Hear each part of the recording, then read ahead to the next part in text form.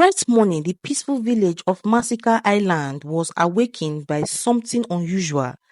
A raft floated towards the shore, carrying a man who was unconscious and beaten by the sea. His name was Duma, and the people of Masika had never seen him before. The women of the highland, who had not seen a man in years, hurried to the shore, whispering to each other, "Who is he? Where did he come from?" They wondered. Their leader, Mamania, stood in front, her wise eyes looking closely at the stranger. The women pulled the rafts onto the shore and saw that Duma was barely alive. His skin was pale from exhaustion, and his clothes were torn from the harsh ocean. Without waiting, Mamania called for the healer, Inyota, to help. "He is weak but breathing. Let's take him to my hut," Inyota said gently. As they carried Duma through the village, the women of Masika watched with curious and hopeful eyes, wondering if this man was a sign of something greater. Duma slowly opened his eyes, but everything around him was blurry. He blinked against the sunlight coming through a small window in the hut. He felt the cool touch of a cloth on his forehead. As his vision became clearer, he saw several women gathered around him. Looking concerned, "Where am I?" he asked in a weak voice. Mamania stepped closer, a tall figure blocking the sunlight. "You are on Masaka Island. We found you floating in the sea. You are safe now," she said in a calm and comforting tone. Duma tried to sit up, but his body was too tired. He lay back, his mind filled with questions. How did he end up here? Who were these women? He wanted to ask, but his strength was fading, and before he knew it, he fell asleep again. As Duma rested, the women of Masaka gathered outside the hut, talking excitedly. The village was full of women, all strong and independent. For 10 years, Masaka Island had been home only to women, ever since something terrible happened that took all the men away. The women had survived on their own, but they missed their husbands, brother, and son. Mamanya stood in the middle of the group, her voice steady as she spoke.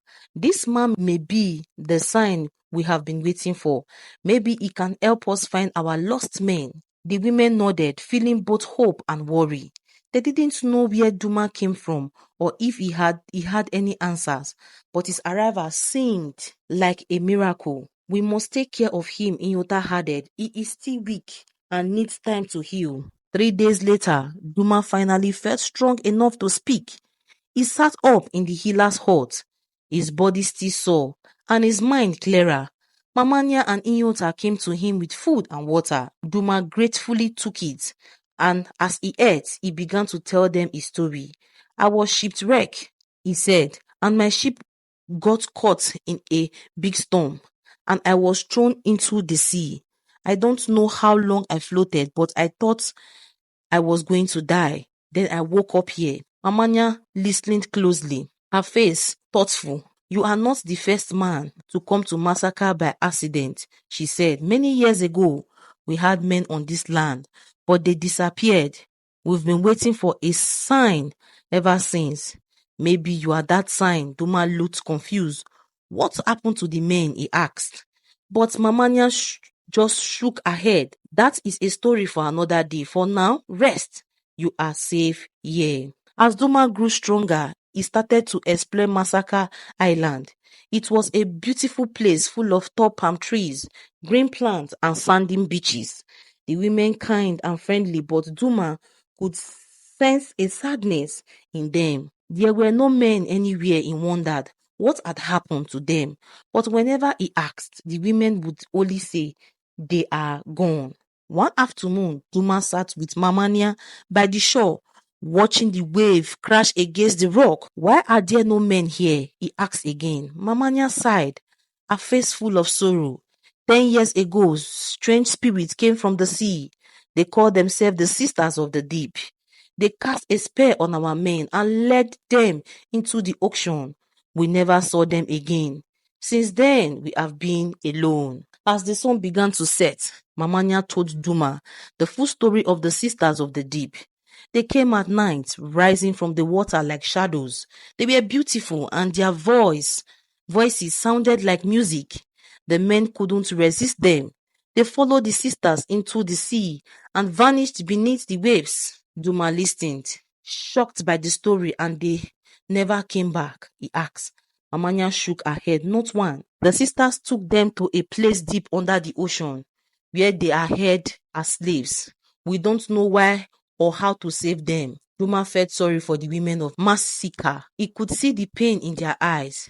Maybe I can help, Duma said, filled with determination. Duma knew he couldn't just leave the women of Masika.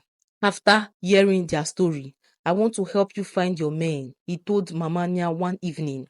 There must be a way to defeat the sisters of the deep and bring them back. Mamanya looked at him with both hope and fear. The sisters are very powerful, she warned. They can control the mind of men. If you go after them, you may not return. Duma nodded.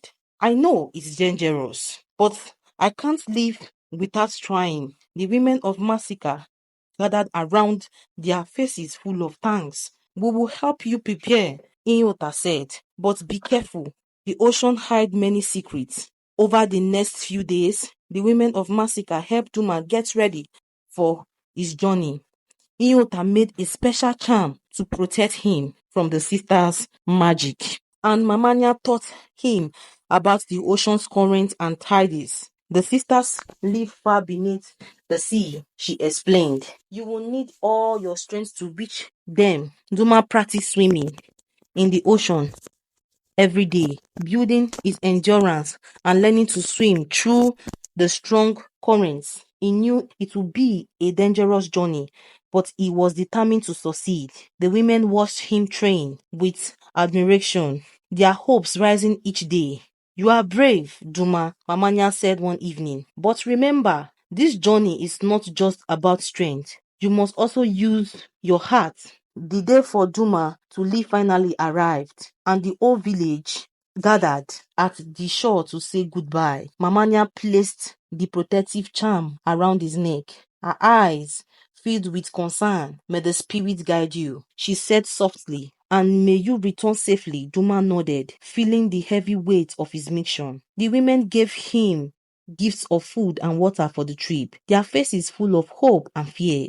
Duma stepped into the water, turning to look at the village one last time. The women stood silently, watching as he swam towards the horizon. He felt a surge of determination. He would find the men of Masika and bring them back, no matter what it took. Duma swam for hours, the ocean growing darker and colder the deeper he went. The light from the sun faded, replaced by glowing sea, creatures that swam beneath him. He felt the pressure of the water weighing him down, but the charm around his neck gave him strength and protection. After what seemed like forever, Duma saw a faint light in the distance. He swam towards it, his heart racing as he got closer. He saw a huge underwater palace. It was made of coral and seaweed. This was the home of the Sisters of the Deep. Duma took a deep breath and swam towards the entrance, ready for what lay ahead. Inside the palace, Duma felt the water grow even colder. The walls glowed faintly and the silence was eerie. As he moved deeper into the water, into the palace, he heard voices. Turning a corner, he saw a large hall filled with men walking silently. Their faces were blank and their movements slow. Duma realized these were the lost men of Masika. He approached one man who looked tired and worn. Are you from Masika Island? Duma asked quietly. The man looked at him with sad eyes and nodded. We are prisoners here, he whispered. The sisters have taken our mind. We can't escape. Duma's heart sank. He had to find a way to free them, but he didn't know how. Just then, a voice echoed through the hall. Who dares enters our kingdom? Duma turned and saw a tall, beautiful woman at the far end of the hall. Her hair flowed like seaweed, and her eyes glowed with a cold light. She was one of the sisters of the deep. The men around Duma bowed their head as if they were in a trance. Duma stood his ground. I have come to free these men, he said, trying to sound brave. The sister laughed, her voice like the crashing of waves. You are foolish, she said. No man can fight against us.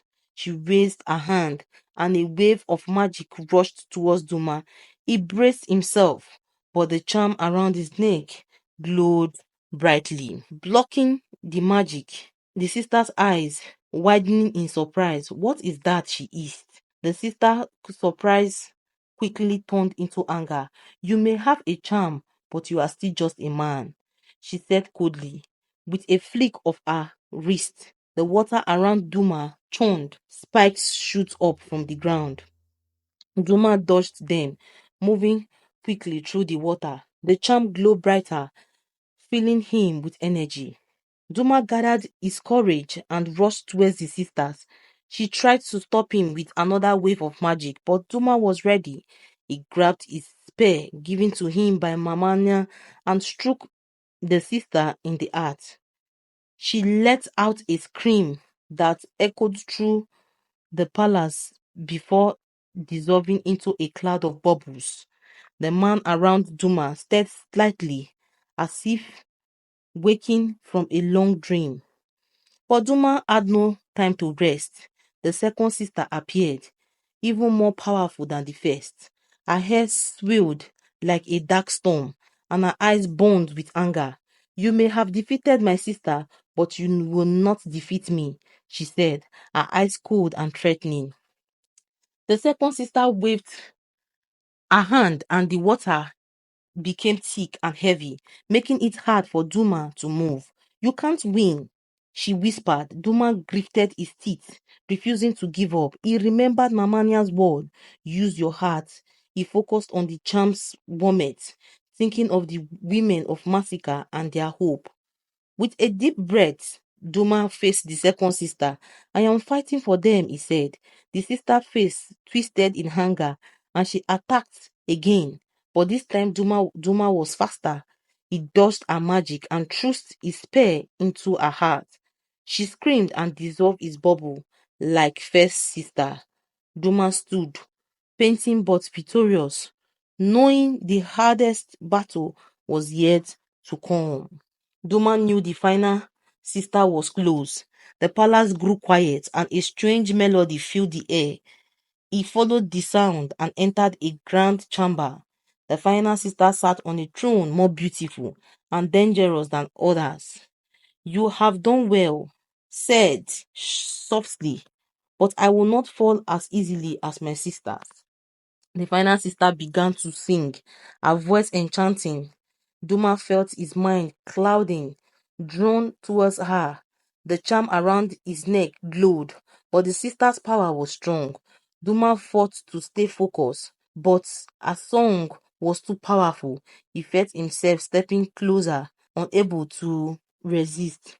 As Duma struggled, he clutched the charm tightly, feeling his warmth. He thought of the women of Massacre waiting for their husband. He couldn't let them know. With all his mind, he broke free of the spear and charged the sister.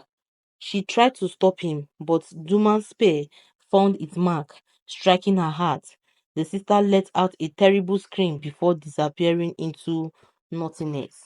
With the final sisters defeated, the spell over the men of Massacre was broken.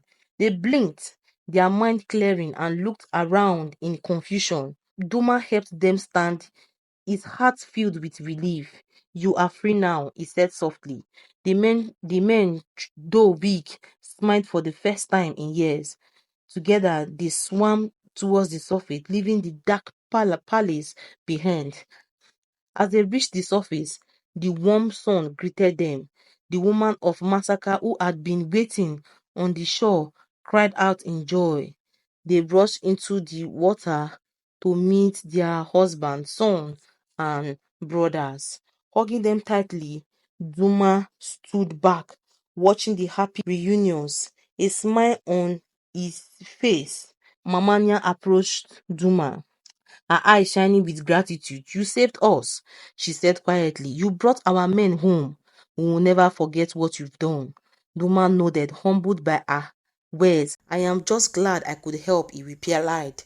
That night, the village of Masika celebrated like never before.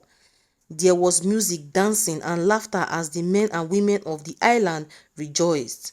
Duma sat with Mamania and Inyota, watching the happiness around them. For the first time in years, the village was filled with joy. The next morning, Duma knew it was time for him to leave. The people of Masika had found peace, and through he felt the ocean calling him to new adventures. Mamania hugged him tightly. You will always have a home here, she said. As Duma sailed away, he looked back at the island one last time. He had given the people of Masika hope and brought their families back together, but his journey was not over. There were still others in the world who needed help, and Duma was ready for whatever lay ahead.